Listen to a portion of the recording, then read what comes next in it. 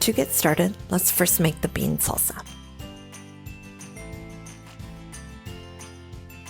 To a bowl, combine 1/4 cup diced onions, 1/4 cup chopped cilantro, 1/2 cup chopped tomatoes. Here I use grape tomatoes, but you can use any variety. 1 can of no salt added kidney beans, 1 cup of corn, the juice of 1 lime, and 1/2 teaspoon salt. Stir to combine and set aside.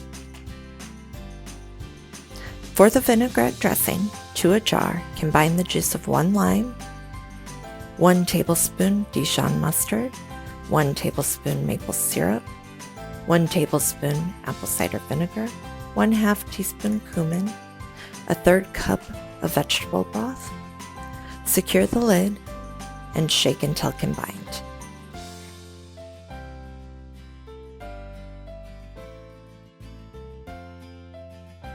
In a skillet over medium heat, sauté 4 cloves of minced garlic and vegetable broth for approximately 30 seconds. Next, add 1 cup of chopped walnuts and cook for a few minutes until fragrant. Add 2 cups of cooked green lentils, 1 can of fire-roasted tomatoes, 1 chopped chipotle pepper, 1 teaspoon of cumin, 1 teaspoon of oregano, 1/2 teaspoon salt. Stir to combine and cook for around 10 minutes. While the lentil meat is cooking, chop 1 head of romaine lettuce, a handful of spinach, add to a bowl, and toss with the vinaigrette.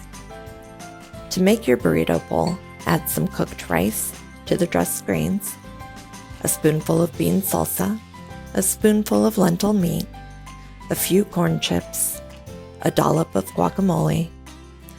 Garnish with fresh cilantro and enjoy.